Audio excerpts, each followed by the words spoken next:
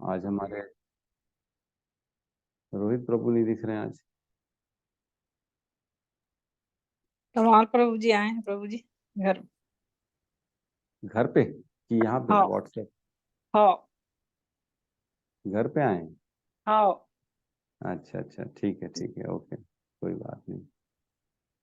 ठीक है। तो ओम अज्ञानतिमिरन्धस्य ज्ञानाञ्जनशलाकया चक्षुरुन्मिलितं येन तस्मै श्रीगुरुवे नमः। श्रीचैतन्यमनोभीष्टं स्थापितं येन भूतले स्वयं रूपः कदा मह्यं ददाति सप्तपदान्तिकं। वन्देऽहं श्रीगुरु श्रीयुतपदकमलं श्रीगुरून् वैष्णवांश्च श्रीरूपं सागरजातं सहगण रघुनाथान्वितं तं सजीवं साधवैतं सावधूतं परिजनसहितं कृष्णचैतन्यदेवं श्रीराधाकृष्णपादान् सहगण ललिता श्रीविशाखान्वितांश्च। हे कृष्ण करुणा सिंधु दीनबंधु जगतपते गोपेश गोपिका कांता राधा कांत नमस्तुते। तप्त कांचन गौरांगी राधे वृंदावनेश्वरी वृषभानुसुते देवी प्रणमामि हरिप्रिये। वाञ्छाकल्पतरुभ्यश्च कृपा सिन्धुभ्य एव च पतितानां पावनेभ्यो वैष्णवेभ्यो नमो नमः। जय श्री कृष्ण चैतन्य प्रभु नित्यानंद श्री अद्वैत गदाधर श्रीवासादि गौर भक्तवृंद। हरे कृष्णा कृष्णा कृष्णा हरे हरे हरे राम राम राम हरे हरे।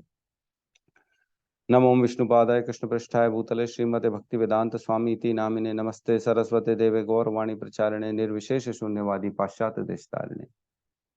हरे कृष्णा।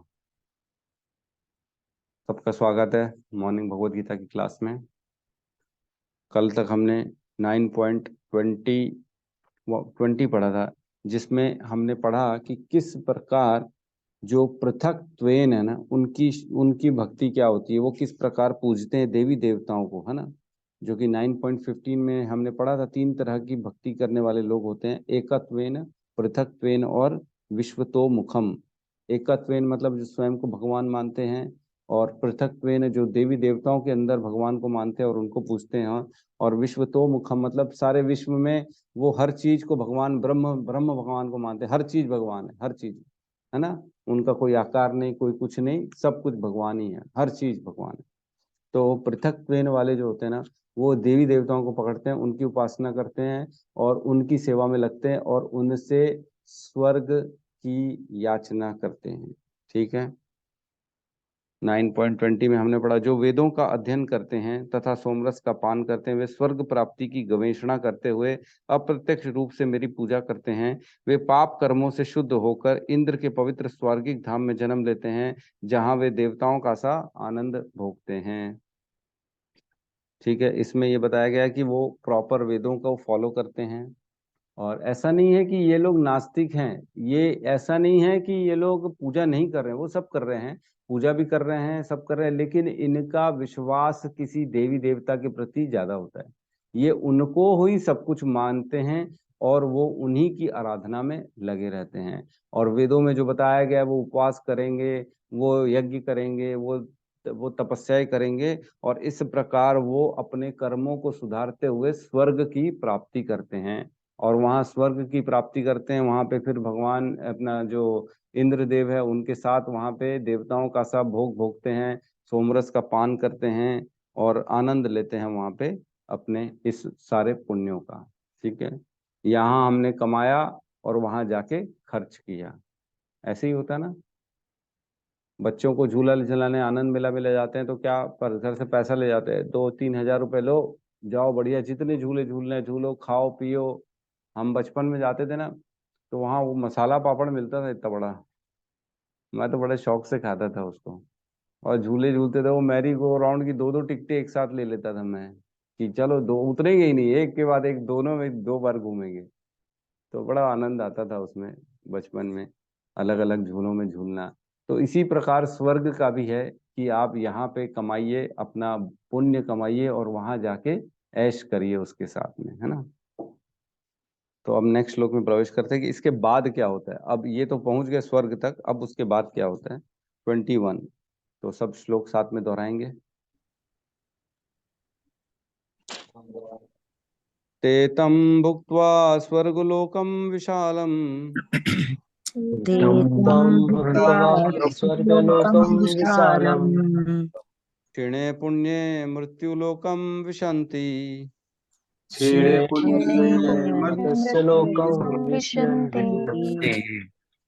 एवं त्रयी धर्मम अनुप्रपन्नपन्ना एवं त्रयी धर्मं प्रवर्तन्ना गतागतम काम कामा लभन्ते गतागतं कामकामा कामकामालभन्ते। लभन्ते। ते तं भुक्त्वा स्वर्गलोकं विशालम् ते तं तं भुक्त्वा भुक्त्वा स्वर्गलोकं स्वर्गलोकं विशालम्। क्षिणे पुण्य मृत्युलोकं विशन्ति क्षीणे पुण्ये मृत्युलोकं विशन्ति। एवं त्रयी धर्मम् अनुप्रपन्ना एवं त्रयी धर्मम् अनुप्रपन्ना गतागतं काम कामा लभन्ते गतागतं कामकामां कामकामालभन्ते। ते तं भुक्त्वा स्वर्गलोकं विशालम् तं तं भुक्त्वा भुक्त्वा स्वर्गलोकं स्वर्गलोकं विशालम् विशालम्। क्षिणे पुण्य मृत्युलोकं विशन्ति क्षीणे पुण्ये मृत्युलोकं विशन्ति। एवं त्रयी धर्मम् अनुप्रपन्ना एवं त्रयी धर्मं अनुप्रपन्ना अनुप्रपन्ना गतागतं काम कामा लभन्ते गतागतं कामकामालभन्ते। अनुवाद। इस प्रकार जब वे, अभी पिछले श्लोक वाले जो आदमी है ना उनकी बात चल रही है, वे मतलब जो भगवान की जो भी पुण्य करते हैं, देवी देवताओं की पूजा करते हैं और स्वर्ग तक पहुंच गए हैं, विस्तृत स्वर्गिक इंद्रिय सुख को भोग लेते हैं और उनके पुण्य कर्मों के फल क्षीण हो जाते हैं, तो वे इस मृत्यु लोक में पुनः लौट के आते हैं। इस प्रकार जो तीनों वेदों के सिद्धांतों में दृढ़ रहकर इंद्रिय सुख की गवेषणा करते हैं, उन्हें जन्म मृत्यु का चक्र ही मिल पाता है। ठीक है, तो यहाँ पे लिखा है ते तम भुक्त्वा स्वर्गलोकम विशालम। विशालम मतलब वो ते तम भुक्ता, तो उनको भोग करते हैं। कहाँ का? स्वर्ग लोकम विशालम, मतलब कहाँ का भोग कर रहे हैं? जो विशाल है। स्वर्ग लोक में भोग इतने विशाल हैं कि आप सोच भी नहीं सकते। जो चाहिए अनलिमिटेड है, कोई सीमाएं नहीं है उसकी। जिस तरह का भी भोग करना है वो अवेलेबल है। तो वहाँ आदमी इसीलिए, जो राजा और जो वेदों में जो भी कर्मकांडी लोग हैं, उनको इसीलिए वहाँ जाने की इच्छा होती है, क्योंकि वहाँ पे बहुत भोग है। जिस भी प्रकार का भोग चाहिए वो सारे भोग वहाँ पे। और वहाँ पे क्या होता है, बॉडी भी ऐसी मिलती है कि जिसमें आप भोग कर सकते हो। इस बॉडी में हम भोग नहीं कर सकते। हर चीज के लिए लिमिटेशंस होती हैं। आप 12 घंटे से ज्यादा, 14 घंटे, 16 घंटे जगोगे, उसके बाद तो खड़े खड़े नींद आना चालू हो जाएगी। अरे बाप रे प्रभु जी, मैं सोया नहीं हूँ, मेरे को नींद आ रही। वहां ऐसा नहीं है। वहां का दिव्य शरीर होता है। वहां जितना जो करना है वो कर सकते हो आप, अनलिमिटेड। किसी भी प्रकार का कोई लिमिटेशन नहीं है। 4 दिन यहाँ खाना नहीं खाएंगे तो हमारे पास एनर्जी नहीं बचेगी, लेकिन वहां रोज एनर्जी फुल फुल रिचार्ज हो जाती है। एनर्जी कुछ, कोई एनर्जी कमी नहीं होती, डाउन ही नहीं होती। तो इस प्रकार विशालम है वहाँ। हर चीज बहुत विशाल है वहाँ का। हमने कल परसों भी मैंने स्वर्ग लोक के बारे में आपको बताया था कि किस प्रकार वहाँ पे स्वर्ग लोकों के लोग जो होते हैं उनकी दिव्य शरीर होता है, और किस प्रकार वो मतलब किसी भी चीज में कम नहीं होते हैं, है ना। पसीना नहीं आता उनके, जो है शरीर से मलमूत्र नहीं निकलता, और सारी चीजों में कोई प्रॉब्लम नहीं जाती उनको। वृद्धावस्था नहीं आती, ना भूख प्यास लगती है, और ना पसीना आता है। यही सारी चीजें हैं। तो इसमें बताया गया फिर क्या कह रहे हैं, क्षीणे पुण्य मृत्यु लोकम विशंति। जब ये पुण्य क्षीण हो जाते हैं, खत्म हो जाते हैं, तब इनको दोबारा मृत्यु लोक में आना पड़ता है। जहां से स्टार्ट किया था दोबारा वहीं पे ही आना पड़ता है। मतलब पृथ्वी में आएंगे, कमाएंगे, फिर वापस जाएंगे। जैसे अभी एग्जाम्पल लिया मीना बाजार का, वहां गए, झूला वूला झूले, है ना, पैसे खत्म हो गए तो फिर क्या करना पड़ेगा, फिर घर आना पड़ेगा, पापा पैसे तो दे दो, खत्म हो गए पैसे, हमारे जितने लेके गए थे वो पूरे खत्म हो गए। फिर जब पापा पैसे देंगे तब जा पाओगे आप, नहीं तो नहीं जा पाओगे। वैसे ही है, फिर दोबारा इस संसार में आना पड़ेगा। इस संसार को मृत्यु लोकम कहा गया है, यहाँ पे मृत्यु लोकम, जहाँ पे हर किसी की मृत्यु निश्चित है।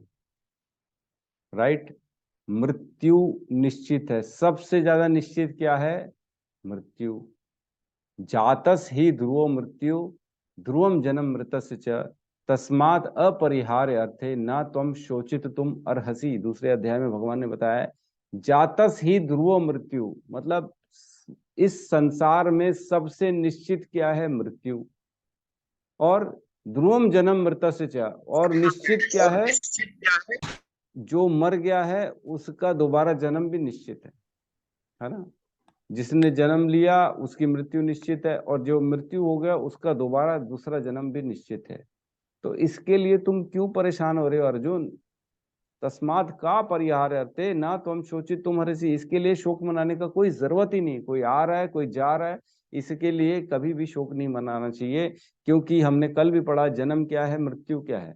जन्म जब किसी एक परफेक्ट एक कोई असाइनमेंट, कोई कर्म का हमारे हमको भोग स्टार्ट करना पड़ता है, तब जन्म होता है। और जैसे ही वो हम सारे कर्म भोग लेते हैं तो मृत्यु हो जाती है। राइट, जन्म मृत्यु हमने पढ़ा कि क्या होता है। तो इसके लिए हमको कभी भी शोक नहीं करना चाहिए। लेकिन एक चीज है, जब जन्म मिलता है ना, तो हम इससे आगे की हमारी योनियां, हमारे कर्म, हम ये सब सुधार सकते हैं। क्या जाता है इंसान के साथ? धर्म ही एक ऐसी चीज है जो इंसान के साथ जाता है ऊपर, है ना। 11.26.33 है ना, इसमें बताते हैं 11.26.33।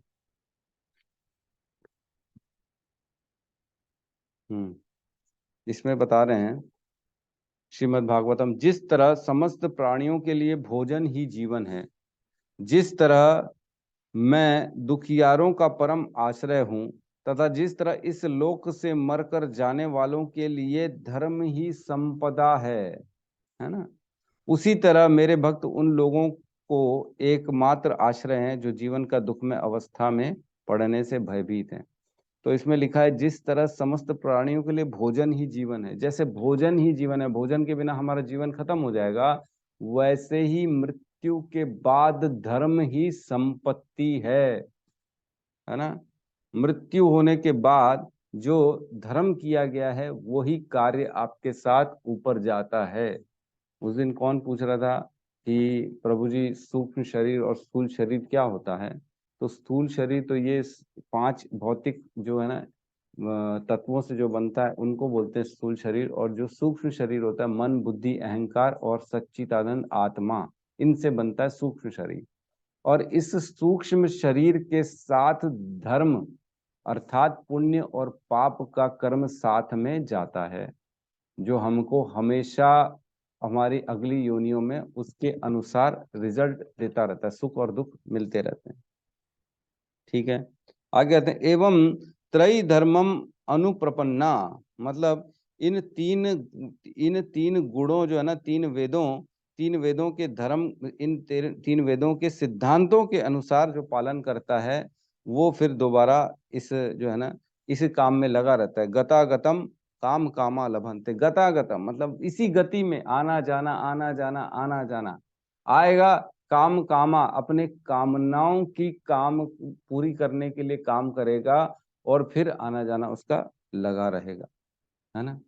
जैसे मैरी गो राउंड, ऊपर जाएगा, ऊपर चक्री, फिर नीचे आएगी, फिर ऊपर, फिर नीचे, फिर ऊपर, फिर नीचे, फिर ऊपर, फिर नीचे। ऊपर मतलब स्वर्ग लोक गए मजे करके, फिर नीचे जमीन में आ गए, यहाँ काम किए, फिर ऊपर चले गए स्वर्ग लोक में, फिर नीचे। तो ऐसे कोई काम करने का मतलब है क्या?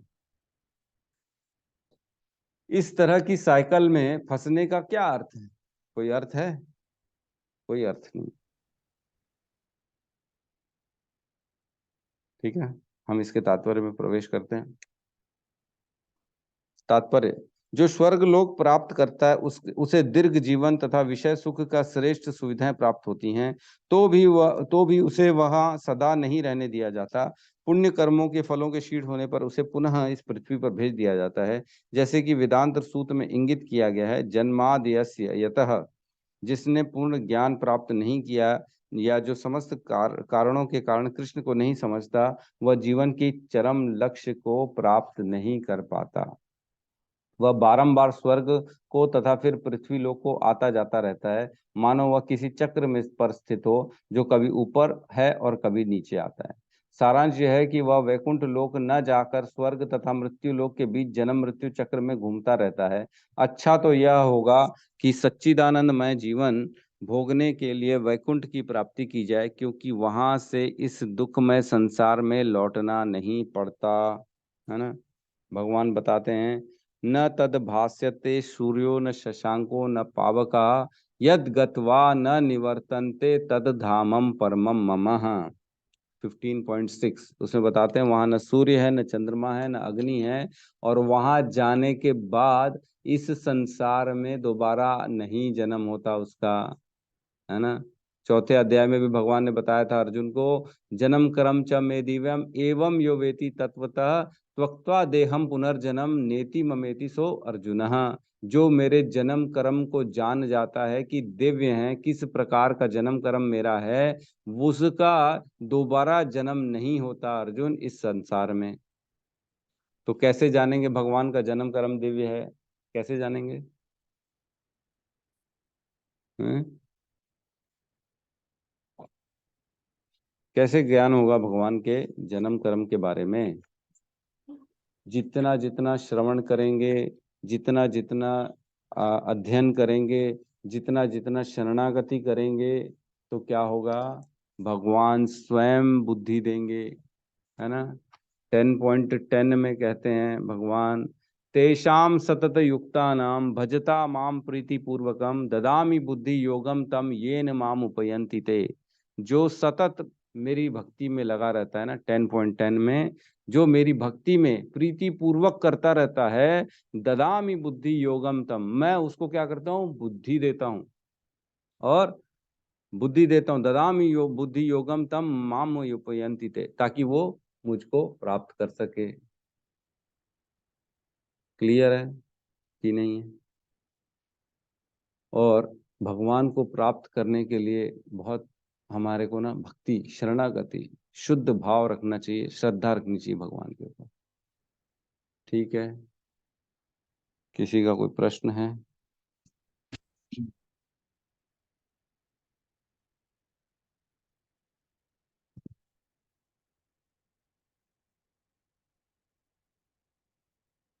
किसी का कोई प्रश्न नहीं है?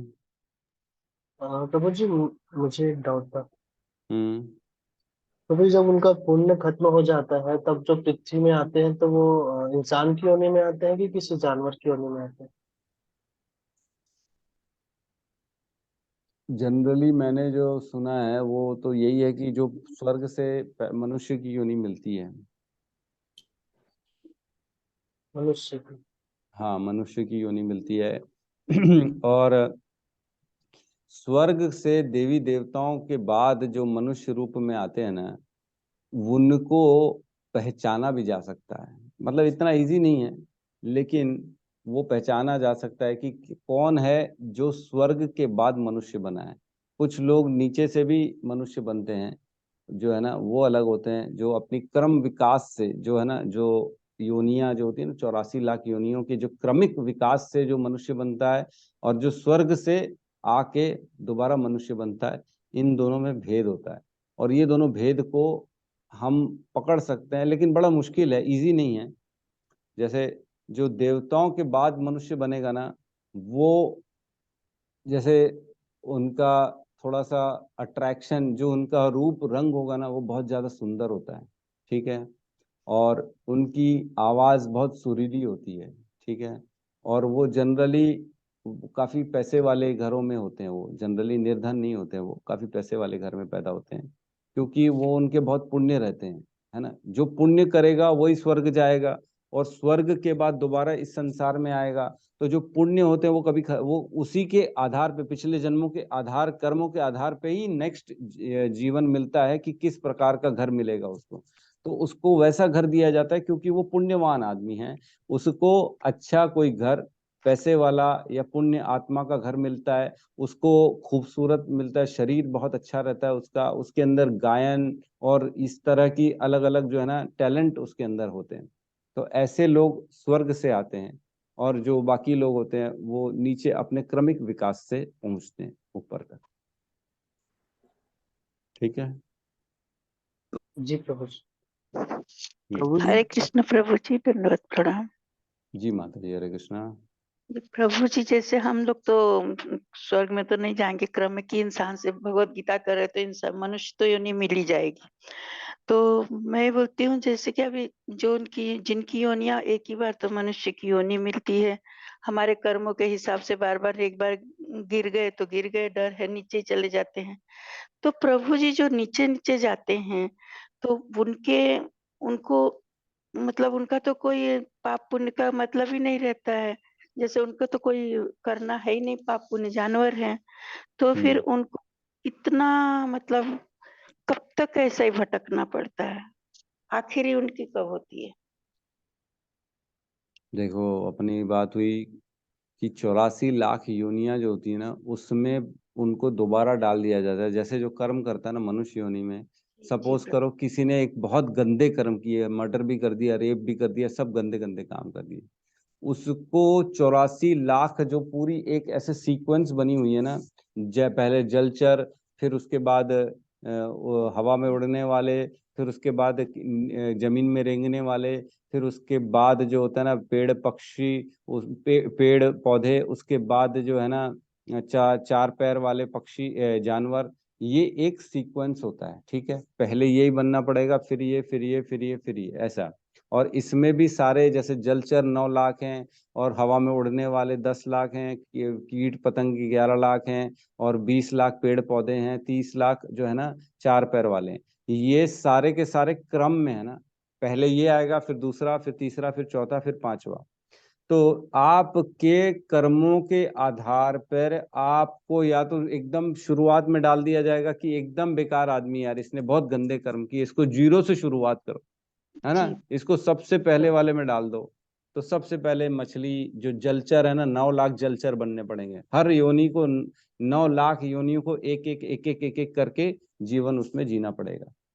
और अगर थोड़े बहुत पाप किए हैं, थोड़े बहुत पुण्य भी किए हैं, बहुत ज्यादा गंदे काम नहीं किए हैं, तो बोले ठीक है, इसको पूरा वहां तक मत डालो, एक काम करो, चार पैर वाले क्राइटेरिया में डाल दो, इसको जो है ना जानवर बना दो। तो जानवर की क्रमिक फिर विकास में आ जाएगा वो पीछे के जो है ना 9 लाख, 10 लाख, 11 लाख, वो उसने छोड़ दिए क्योंकि उसने इतने गंदे काम नहीं किए। तो इस प्रकार कर्मों के आधार पे हमको ये पूरी जो सीक्वेंस है, शुरू से लेके 0 से लेके 100 तक सपोज करो सारी योनियां हैं, उसमें हमको हमारे कर्मों के आधार पे बीच में कहीं पे डाल दिया जाता है। और उसके बाद जहां पे डालेंगे, उसके बाद से सारे जो क्रम वाइज हमारे को योनियां जीनी है ना, वो जीते जीते जीते जीते आगे आते आते आते फिर हमारे को फाइनली मनुष्य योनि मिलेगी। जी प्रभु जी, मतलब मनुष्य योनि ही ऐसी चीज है कि हम अपने को सुधार भी सकते, नहीं तो फिर से वो नरक ही नरक फिर से है प्रभु। बिल्कुल बिल्कुल बिल्कुल, एकदम सही है। यह मनुष्य योनि ही एक ऐसी योनि है जिससे हम कर्म बनाते हैं, जिससे सारा आगे के 84 लाख योनियों में नीचे जाएंगे कि भगवत धाम जाएंगे, स्वर्ग लोक जाएंगे, कहाँ जाएंगे, ये मनुष्य योनि से कर्मों से डिसाइड होता है।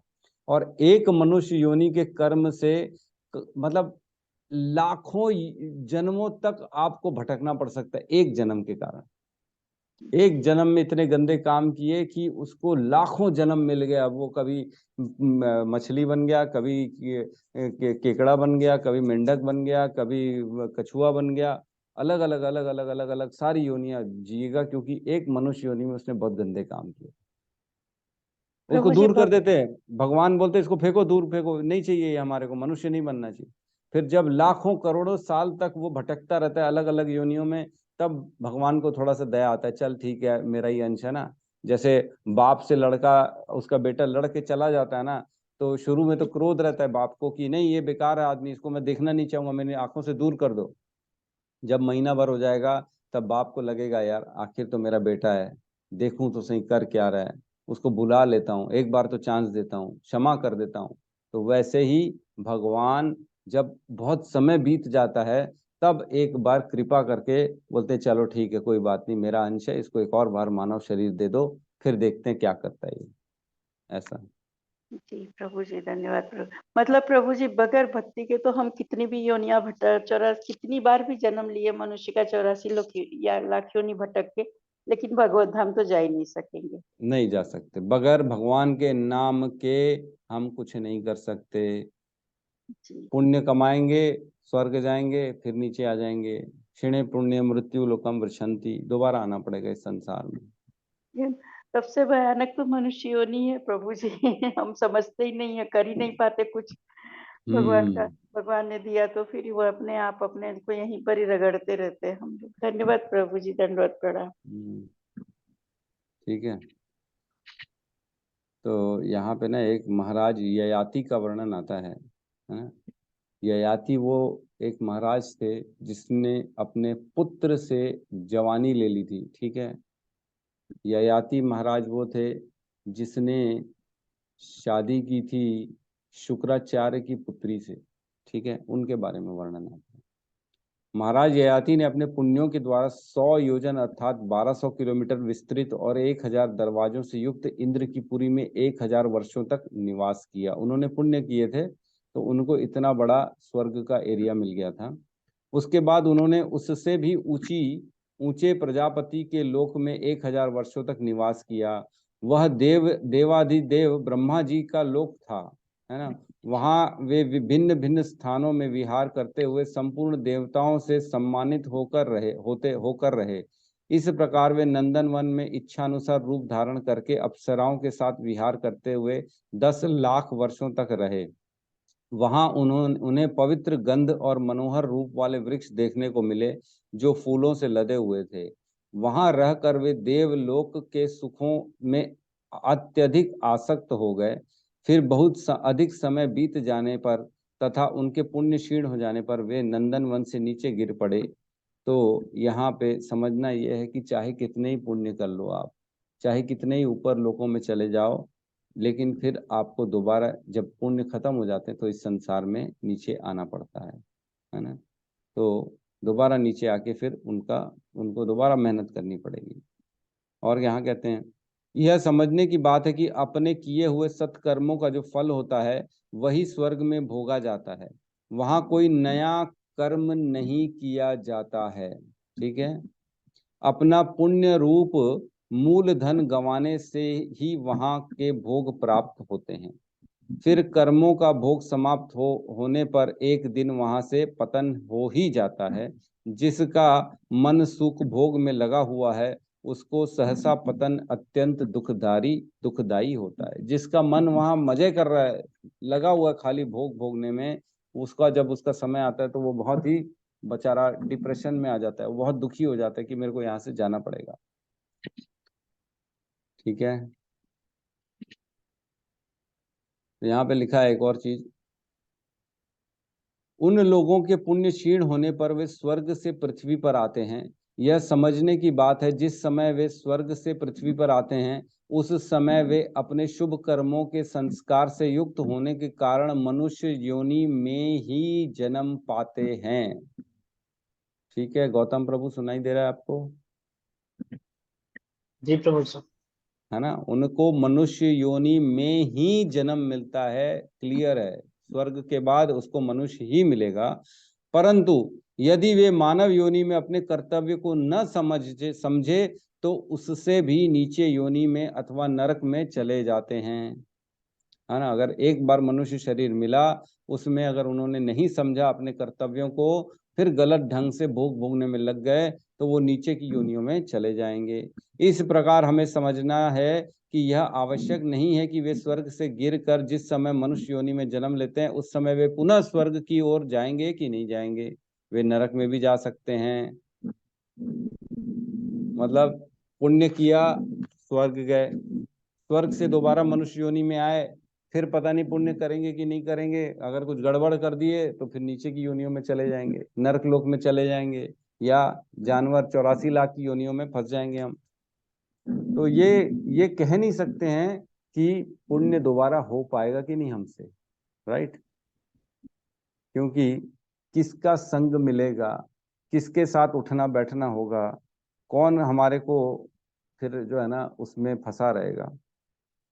क्योंकि जैसा संग वैसा कर्म, जैसा संग रहेगा वैसा आदमी का काम करेंगे। तो एक इसमें ना महाराज पुरुरुवा का एक कथा आती है ना 11.26 में, तो मैं कल पढ़ रहा था। इसमें क्या होता है, महाराज पुरुरुवा जो है ना उनको मिलती है एक क्या है अप्सरा, क्या नाम है उसका, उर्वशी। उर्वशी के साथ वो रहते हैं, है ना, उर्वशी के साथ रहते हैं और बहुत सालों तक उर्वशी के साथ रहते हैं वो। और एक दिन वो उर्वशी उनको छोड़ के जाती है, जब उनका पुण्य का समय खत्म हो जाता है तब वो उर्वशी उनको साथ में छोड़ के चली जाती है। और वो इतने ज्यादा आसक्त थे महाराज उससे, इतने ज्यादा आसक्त थे कि वो उसके पीछे नंगे दौड़ जाते हैं, बिना वस्त्र के दौड़ते हैं कि तू मेरे को छोड़ के मत जा, मेरे को छोड़ के मत जा, मैं कैसे जीऊंगा, मैं कैसे रहूंगा तेरे बिना, मैं इतना तेरे साथ जो समय बिताया हूँ वो मेरे को समय चाहिए। और वो स्वयं एक राजा थे, है ना। तो इस प्रकार बता रहे हैं कि जो जब उनसे भोग की चीजें छीन ली जाती है ना तब बहुत व्याकुल हो जाते हैं। तब उनको फिर रियलाइज हुआ, उनको तब समझ में आया कि मैं ये क्या कर रहा था, मेरे को कर्म करने चाहिए। मैं इतनी अच्छी योनि, राजा की योनि से आया हूँ और मेरे को सब मालूम है, उसके बाद भी मैं एक स्त्री की भोग में फंस चुका। कितना इतना फंस गया कि मैं देख नहीं सका कब सूर्य निकला कब कब ढला, कब सूर्य निकला कब ढला, ये सब मेरे को मेरे आंखों के सामने होता रहा। दिन आते थे रात आती थी, दिन आते थे रात आती थी, लेकिन मैं समझ नहीं पा रहा था कि ये तो मेरा जीवन जा रहा है, इससे मेरा समय निकलता जा रहा है, लेकिन मैं भोग में इतना आसक्त था। मैं ये समझ नहीं सका कि ये सब कितना इंपॉर्टेंट है, कि भोग को छोड़ के कर्म में आना चाहिए, भक्ति में आना चाहिए। भक्ति करेंगे तो ही हम इस भोग चीजों से छूट के बाहर जा पाएंगे। नहीं तो ये भोग जो है ना ये अजगर के समान है, ये इंसान का पूरा समय खा जाएगा, उसको पता भी नहीं पड़ेगा कि कब उसका समय निकल चुका है। सुख के प्रति इतना ज्यादा आदमी ललायित होता है कि सुख की प्राप्ति के लिए वो मेहनत करता रहता है, करता रहता है, और जब उसको असलियत समझ में आती है तब हो चुकी होती है देर, है ना। इसकी कथा ऐसी है, वो पूरा बता रहा है कि कितना मैंने उसके साथ ऐश किए। मैं एक उर्वशी जो है अप्सरा, उसके साथ बहुत ऐश किया, वो वर्णन है कि ऐश किया उसके साथ, दिन रात मजे करता था, कभी गार्डन में, कभी इधर कभी उधर, है ना। सुबह होती थी तो रात का इंतजार करते थे, एकांत में मिलेंगे, रात होती थी तो सुबह का इंतजार करते थे, सारी रात साथ में रहेंगे। दिन रात उसी का शरीर, उसका तन, उसका सब कुछ देखता रहता था वो राजा। और जब एक दिन चले गई तब समझ में आया कि ये तो मेरा पूरा समय खा गई। मैंने किया क्या, मैंने कुछ नहीं किया, खाली एक ही काम किया, भोग भोग भोग भोग भोग, जिससे मेरे को कुछ नहीं मिला। इंसान को अपनी इंद्रियों को कंट्रोल में करना चाहिए, उसको समझना चाहिए कि जीवन का उद्देश्य क्या है, जीवन में करना क्या है, ठीक है ना। तो इन्होंने गीत भी गाया, एल गीत है ये जो है ना, वर्णन है एल गीत। ठीक है, तो नेक्स्ट श्लोक अब अपन कल ही लेंगे, आज नहीं लेते। मैं एक आप लोगों को श्रीमद् भागवतम 8.2.31 से 33 ये पढ़ के सुना रहा हूं मैं, ताकि कल के श्लोक में ये हमको काम आएगा, है ना। 8.2.31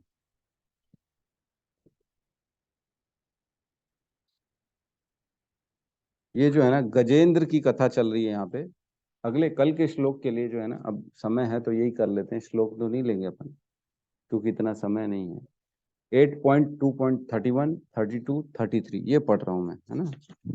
31 इसमें कहते हैं, जब गजेंद्र ने देखा कि वह देव की इच्छा से घड़ियाल के चुंगल में फंसा हुआ है और बंधन में फंसकर परिस्थिति वश असहाय है एवं अपने आप को संकट से नहीं उबार सकता, तो वह मारे जाने से अत्यंत भयभीत हो उठा। फलस्वरूप उसने बहुत समय तक विचार किया और अंतोतगत्वा वह इस निर्णय पर पहुंचा। तो गजेंद्र की चर्चा चल रही है। गजेंद्र एक हाथी था जो पिछले जन्म में, पिछले अपने योनि में एक राजा था, इंद्रद्युम्न नाम था राजा, जो कि बड़ा तपस्वी राजा था, जिसने बहुत भक्ति की थी, लेकिन दुर्भाग्यवश किसी साधु के श्राप के कारण उसको हाथी बनना पड़ गया। ठीक है।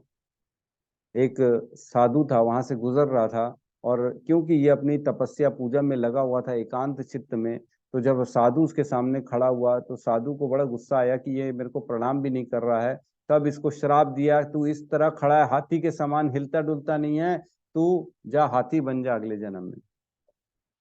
तो हाथी बनना पड़ा इसको, गजेंद्र बना।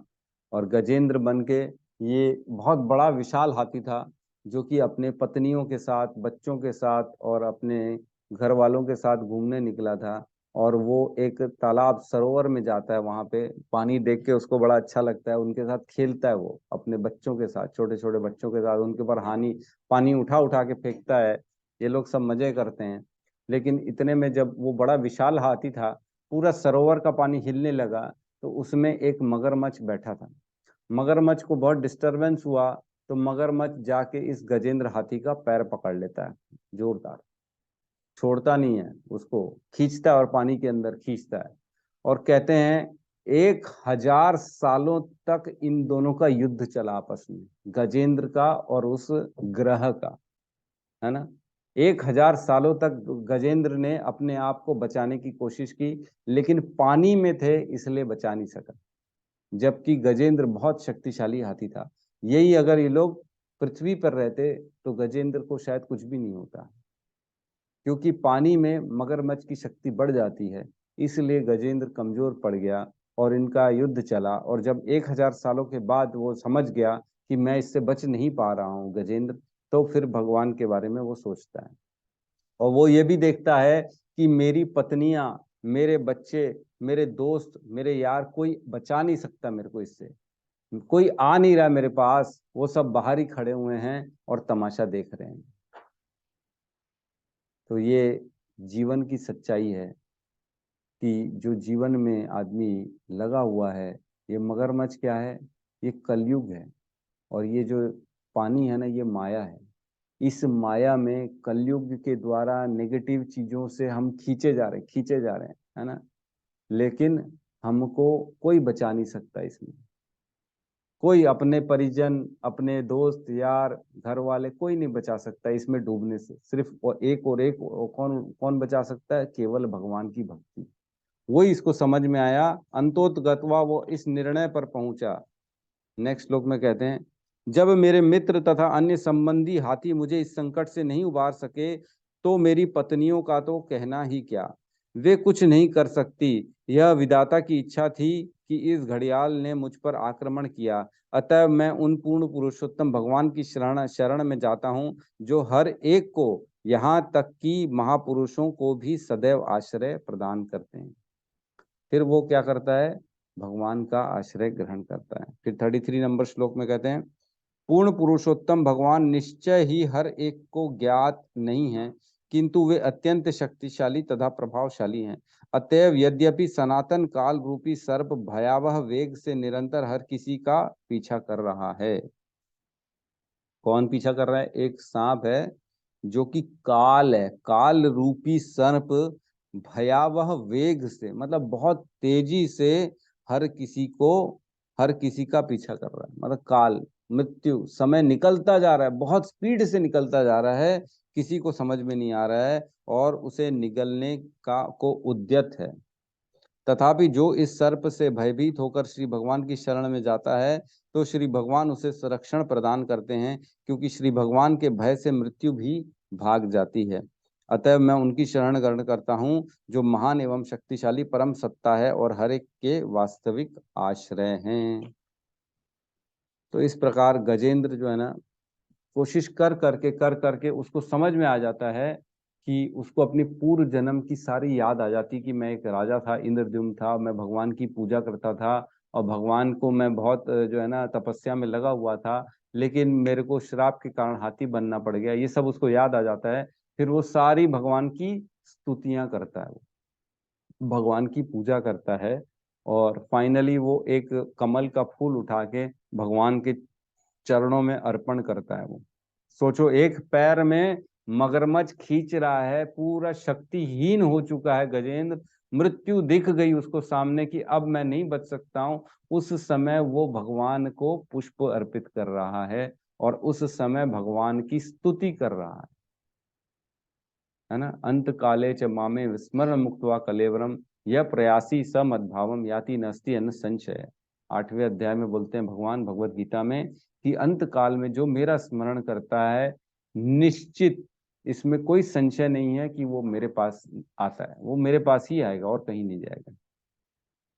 तो इस प्रकार वो भगवान के धाम में पहुंचता है। भगवान स्वयं आते हैं उसके पास गरुड़ में बैठ के, अपने चक्र से, सुदर्शन चक्र से उस ग्रह को, उस मगरमच्छ को काटते हैं, उसका सर अलग कर देते हैं और उस गजेंद्र को अपनी गोद में उठा के सशरीर उसको लेके जाते हैं, सशरीर। ठीक है, तो इसका तात्पर्य आप लोग पढ़ लीजिएगा 8.2.31 से 33 तक। तो कल हम इसको चर्चा करेंगे। हमारे नेक्स्ट कल जो श्लोक है उसमें ये, वैसे होमवर्क देने वाला था मैं, लेकिन अब समय था तो पढ़ लिया। ठीक है, किसी का कोई प्रश्न है, कुछ डाउट है तो हम ले सकते हैं। हरे कृष्ण प्रभु जी, दंडवत प्रणाम। जी माता जी, हरे कृष्ण। प्रभु जी, जैसे राधा रानी का हमारे पास विग्रह भी नहीं है, फोटो भी नहीं है, तो मोबाइल में देख के पूजा कर ले मैं? बिल्कुल कर लीजिए, कोई दिक्कत नहीं है। धन्यवाद प्रभु जी। हाँ, आप सभी को राधा अष्टमी की बहुत बहुत शुभकामनाएं। श्रीमती राधा रानी एक्चुअल में हमारी आराध्य तो श्रीमती राधा रानी ही है ना। हम उनके ही उपासक हैं, लेकिन उनको खुद को कृष्ण पसंद है, इसलिए हम भी कृष्ण की भक्ति करते हैं। ठीक है, तो कृष्ण और प्रभु उनमें भेद नहीं है। हाँ जी। प्रभु जी, जपा हरे कृष्णा का ही करने का ना, कि राधा रानी का करने खाली? नहीं नहीं, हरे कृष्ण। हरे का मतलब ही होता है राधा रानी। हरे मतलब राधा, कृष्ण मतलब कृष्ण। हरे कृष्ण कृष्ण कृष्ण हरे हरे, तो मतलब हम राधा बोल ही रहे हैं उसमें, जी, अलग अलग नहीं करना है इनको, है धन्यवाद ना। प्रभु जी। हाँ। जी जी जी, गुरु ठीक जी है, दंडवत प्रणाम। धन्यवाद आज प्रणाम। 12 बजे तक रहना है कि 12:30 बजे तक रहना है? नहीं नहीं, आज 12 बजे तक उपवास जी करना जी, हरे है। जी कृष्ण। जी, हरे कृष्ण।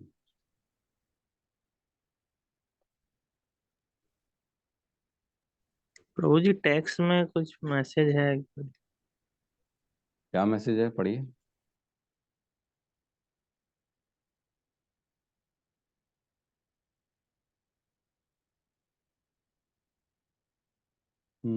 राधिका टू एवरीवन, मतलब क्या हम स्वर्ग में भक्ति के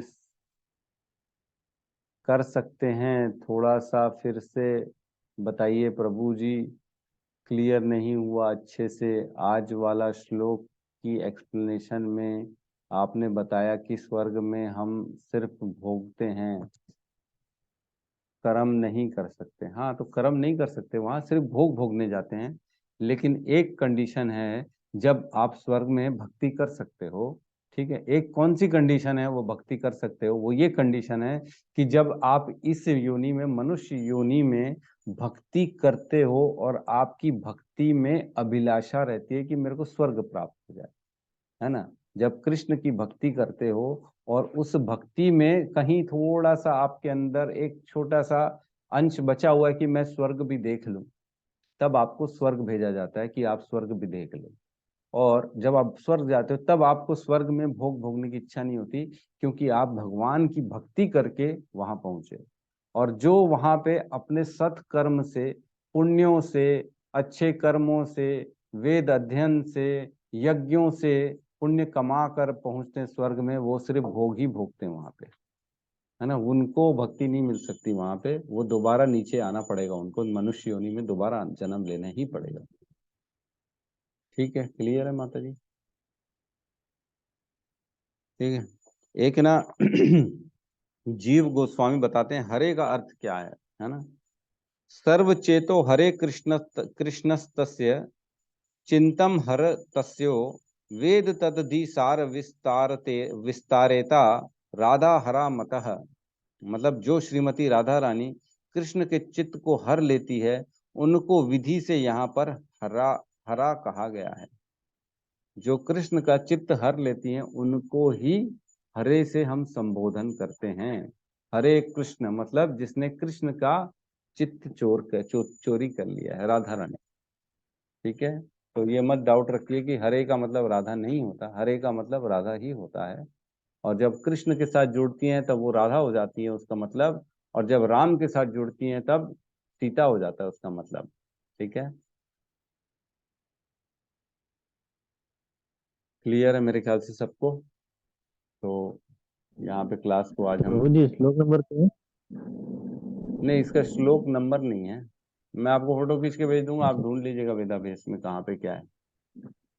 एक्सप्लेनेशन में होगा। एक्चुअल में हमारे गुरु आचार्य जीव गोस्वामी जो है ना, हमारे आचार्य, हमारे जो है ना सनातन और रूप गोस्वामी के भतीजे जीव गोस्वामी, जी है ना, उन्होंने बताया।